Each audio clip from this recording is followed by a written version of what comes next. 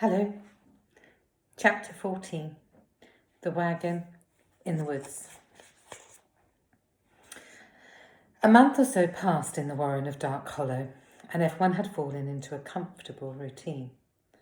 The warren had been thoroughly swept and aired, dust sheets removed, cobwebs brushed away. The place looked more like a home and less like a haunted shell. The rabbits had found their own rooms amongst the empty burrows, beaten and plumped the mattresses and settled themselves in. Mish and Mash were bunked next door to Podkin, Paz and Pook, and Crom had chosen a room on the other side of the long burrow. Podkin had thought Crom might take the old chieftain's chambers, but he had opted for a simple cell with a cot and a rack of his armour and weapons. Nobody questioned him about his choice. The short winter days were spent keeping busy. Mornings saw Podkin, Paz and Pook foraging the forest floor for winter caches of nuts and seeds hidden away by squirrels. Mish and Mash took to the trees, gathering whatever they could find, while Crom chopped firewood. In the afternoon the rabbits trained. Mish and Mash taught the little one acrobatics, backflips, headstands and somersaults, and Crom gave Podkin sword lessons. The little rabbit was a bit reluctant at first, but Crom insisted that a chieftain's son must know how to fight, and there was no sneaking off to a hidden cupboard or secret cubbyhole this time. Crom was nothing like old Malfrey, the weapon master from Mumbury. Every time he got even slightly cross with Podkin, the image of Shape and Quince getting pummelled fleshed through the little rabbit's mind, who was not someone you wanted to annoy. They used wooden practice saws, which Podkin quickly discovered tended to leave nasty welts and bruises whenever they hit you, which was pretty much everywhere. Paz usually joined classes as well, much to Podkin's annoyance. She stood nearby, mirroring his movements with her own sword. From the corner of his eye, Podkin could see she was naturally much better than him, which only made him angry.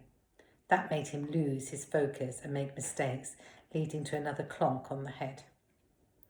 Sometimes Crom asked her to join in, and that was even more embarrassing.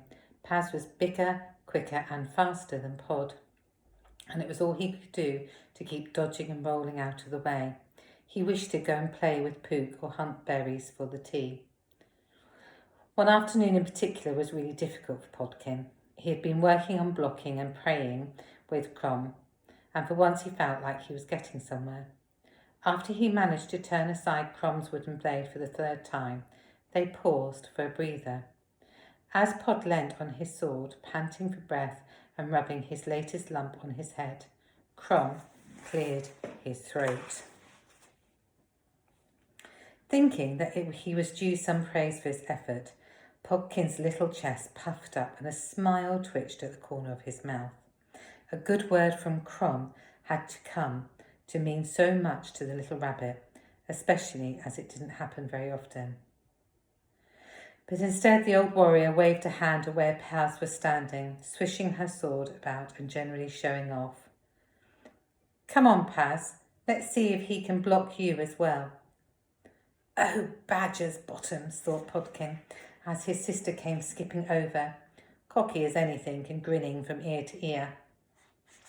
Before he could protest, she swung her wooden sword at him, just missing his whiskers. "Don't dodge, Podkin. Block." Jab, jab, swing. Paz came at him relentlessly.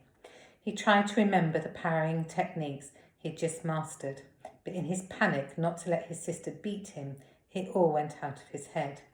Clonk! She caught him on the shoulder. Whack! She smacked him on his nose.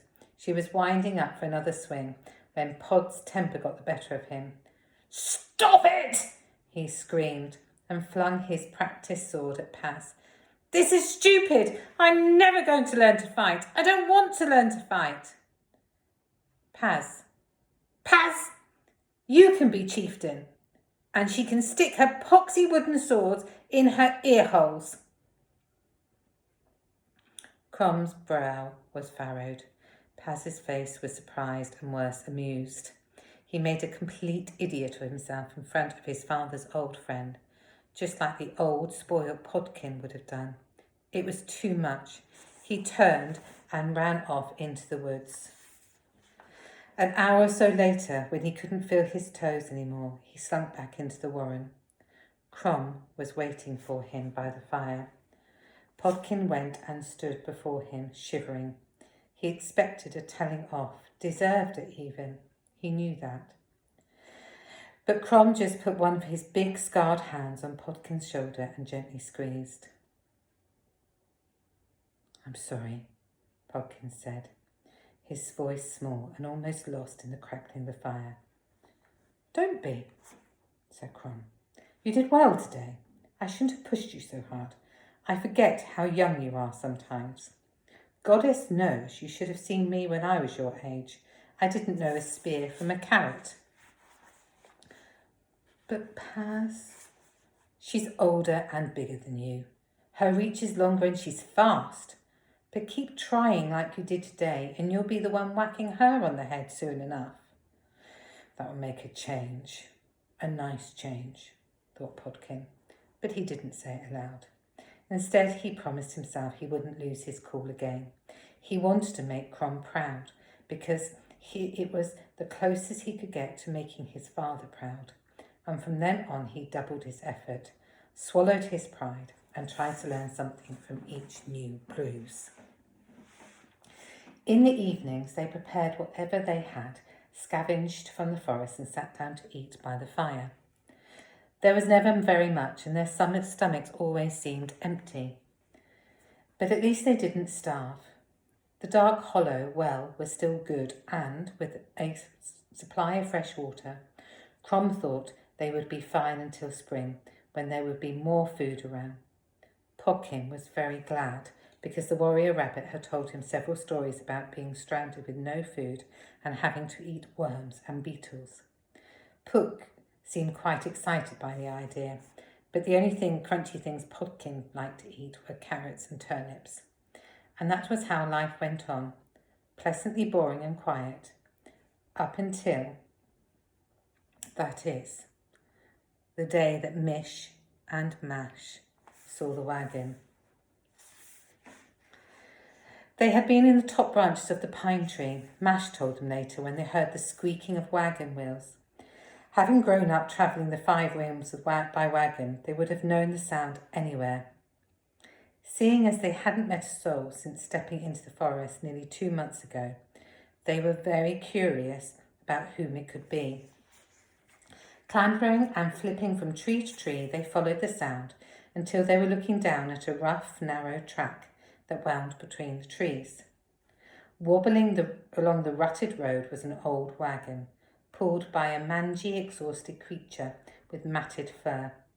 It might have been a giant rat, but it looked more like a walking skeleton with a broken, stumpy tail and torn, flea-bitten ears. There were 2 rabbits sitting on the driving board, one with a hooked spear, which he used to jab the rat every now and then. The creature was too exhausted even to squeal.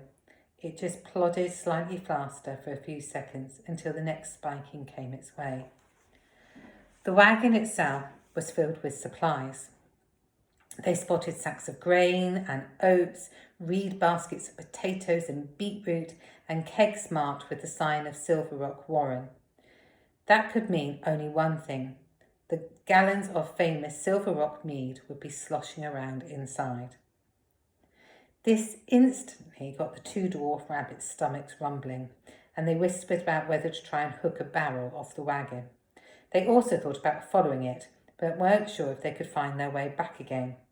Not wanting to end up lost and alone in the dark forest, they set off to the dark hollow to report back. That night, they all sat by the fire and wondered about the wagon and where it might have been going. "It can't be Bone Root," said Podkin. "The warren has completely collapsed. Wasn't it the only place north of here for miles and miles?" Crom shook his head. There's Applecross, Warren, up by the river. But trade for them won't come through this part of the forest. It goes upriver on narrow boats. What's wrong with this part of the forest? Paz asked. It's haunted, of course, Crom smiled. There's a cursed warren of ghost rabbits here. Didn't you know? That and the beast of Grindheart. The beast of what? Podkin said. You've never told us about the beast running around here. We've been walking around the forest every day for ages now. Relax, said Crom. I lived here for years and never saw it. It's just an old legend. In fact, I'm pretty sure we made it up ourselves just to keep visitors away. The Dark Hollow rabbits always were an antisocial bunch. So where can the wagon be going then? Mish asked. Do you think we could rob it? Robbing is theft, and that is wrong, said Crom. But let us keep an ear out for it, for if it comes again, we will follow and find out where it's headed. It snowed harder than ever for the next 2 weeks, hard enough for drifts to break through the dense branches of the tree canopy and to cover the forest floor. It made foraging nearly impossible, and the rabbits were hungrier than ever. Tracking the cart was the last thing on their minds, but once the snow had eased off and the forest road thawed a bit, Mish and Mash started keeping an ear out for it again. One morning they came rushing into the clearing outside Dark Hollow where Crom was busy chopping wood. We heard it, they cried. The cart is back. It's just gone past us, heading north again. Moments later, Podkin, Paz and the 2 dwarf rabbits were at the roadside following the fresh tracks of Cart and Rat. Pook was too small for this adventure and had been left safely behind with Crom, who insisted he was too clumsy to be crashing his way around in the woods by touch when stealth and creeping was called for. The rabbits hung back far enough to be hidden from the cartsmen, but close enough to hear the wagon squeaking and the snow crunching under the giant rat's paws. To find their way back again, they carved crosses into the tree trunks here and there, for it was a long, cold walk out of the forest. At last they reached the edge and could spy the cart in the distance. Keeping far back and low to the ground, they followed its marks through the pristine snow. For an hour or more they trudged along, thinking it might never stop, when the track disappeared over the brow of a small hill. When the rabbits caught up, they lay on the ground and peered down into the valley.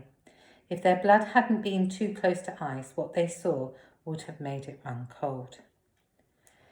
Down below was a cluster of tents, dusted with snow and ringed by a palisade of wooden stakes. The cart was rolling towards it, and coming out to meet it were several rabbits. Large rabbits. Large, armoured rabbits. It's a corn camp, Podkin hissed. Every rabbit instinct in his body told him to turn and run, and not stop until he was deep in the forest, locked away inside his new warren. Instead, he bit back the fear, like he had to in Bone Root, letting burning anger take its place. What are they doing here? Paz whispered. I thought they lived in Spildurn, far up in the north. They do, Mash agreed, but there must be lots of warrens around here to control. Maybe this is the base from where they do it. Podkin thought about all the places nearby that had fallen under Gorn control. Maybe this is the base. There was Redwater and Munbury, of course. Further north by the lakeside were Applecross and Cherrywood, and probably more that he hadn't heard of. They would need somewhere nearby for all that conquering and pillaging. He peered closer at the camp, trying to count how many Gore there might be. At least 20, he thought, maybe more in those tents, and lots of other rabbits besides, servants and slaves probably. But what about those ones in the corner of the camp? Were they shut in some kind of enclosure or something? Prisoners, he said under his breath. The others looked at him. What was that, Pod? Paz asked. Prisoners, he said. down in the corner there. It looks like they've got people cooped up, Paz. What if... He didn't need to save them. Both of them had kept a secret hope ever since leaving Mumbury that their mother and aunt might still be alive. Neither of them had mentioned it in case speaking it aloud might break it or make it vanish. But now, with what lay down in the valley below them... "Can you see her?" Paz asked, craning her neck. "Not yet, but maybe, if we could get closer." "Keep down!" Mash grabbed the two rabbits by their cloaks and pulled them down into the snow. "You're going to give us away." "But what if?" Podkin said. We have to get back to Crom," said Mish. "He needs to know about this. Maybe he can come up with a plan." Podkin knew that was the right thing to do, but he couldn't pull himself away. Not if his mother might still be down there. In the end, it was Paz who made him leave, taking him by the hand and gently pulling him, while staring him in the eyes with a look that told him that they would be back. Absolutely, definitely, they would be back. "There's no way that you're going back," said Crom. He folded his arms and was looking stern as possible, which was actually pretty stern. 20 Gorm, it would be suicide. "But we'd have you with us," Podkin said. They were all sat by the fire after a paltry dinner of acorn bread and dried mushrooms. "Doesn't matter," said Crom. "I could take out 1, maybe 2 at best. That still leaves 18. Are you going to take on 18 Gorm with your magical dagger that you can't even cut through their armour?" "We could try," said Paz. "We might even be able to come up with some kind of plan. We have to do something." "You don't even know if your mother is there," said Crom. "It's not worth the risk. I know how you feel. I've lost people before, but you only end up being caught yourselves or killed even. Would your mother want that?" There was nothing that could be said. Mish and Mash had already headed off to their beds, exhausted by the long walk through the snow. Pook was quietly snoring in Paz's arms, so Paz and Podkin lit a candle and took him off to their room, leaving Crom to sit and listen to the snaps and crackles of the fire below. Podkin waited until the door was firmly shut and Pook tucked into his little cot in the corner of their tiny room. He set the candle on the shelf between his and Paz's bed and watched it as it cast dancing shadows over the earthen walls. "Well," he said, "do you reckon we could do it without him?" Paz started to sigh, but in the end it came out as more of a sob. "Pod, we couldn't even do it with him. He's right. We'd just be handing ourselves over to the Gorm." He sat down on her bed and hugged herself, looking sad and very tired. "So we're just going to sit here and let them kill our mother too? Or turn her in some kind of slave?" "We don't even know if she's there, Podkin. We didn't see her, did we? She could be back in Mumbury, Warren, looking after the place like..." She didn't have to say it. Podkin knew what she meant, like Lady Russet, a hollow-eyed zombie running her own warren for the new masters. The thought of that woman made Podkin's missing ear give a ghostly twitch. Could that be right? Was there an ugly metal pillar in the middle of the Mumbury Longborough watching as Pod's old friends and family cowered before the Gorm? Had their beautiful childhood home become a dead, evil place like Redwater? "No," he said. "No, we talked about that. Don't you remember in the snow burrow that night before Bone Root? You said Mother would never do that. You even laughed at the idea." "I know I did, Pod." Paz sobbed. They sighed and sobbed again. "But maybe I was wrong. Or maybe she managed to escape, get clear away from Mumbury and the Gorm. Or she might have told them where to go, and they could have..." She couldn't bear to finish that thought.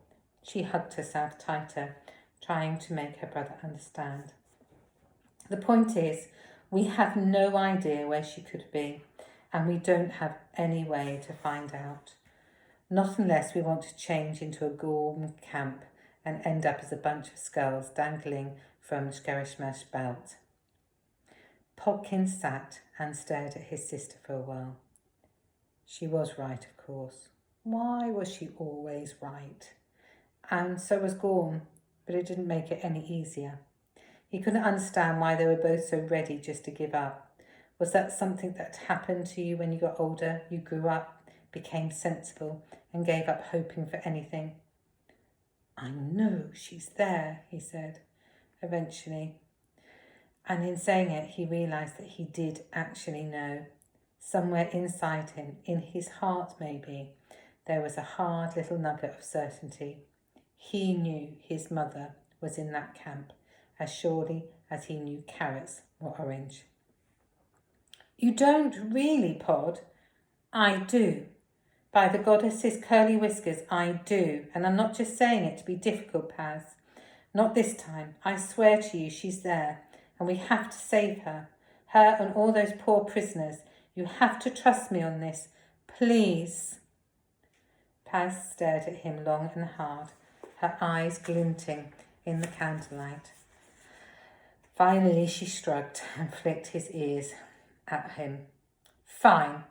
If you can come up with a plan that can beat 20 Gorm, I'll be right there with you. And it'll be better be a good plan, mind. One that doesn't end up with us all getting skinned. Good night, Podkin. And with that, she blew out the candle and snuggled down into her bed, leaving Podkin staring at the dark ceiling. 20 Gorm. He couldn't rescue his mother because there was 20 Gorm in the way. He couldn't fight them. He couldn't outrun them. What did he have that could get rid of them without getting himself or his friends killed? It came to him the last few seconds of wakefulness, just as he teetered on the edge of sleep. He never knew if it was a dream, an idea of his own, or a special thought sent into his head when he most needed it. It was important, though, and he clung to it all night, so it wouldn't be lost come the morning. He had two things that would help him beat 20 Gorm. He knew where their food came from, and, most importantly, he was friends with a witch. We've got the last chapter coming up, chapter 15, the Battle of Camp Gorm. See you soon. Bye.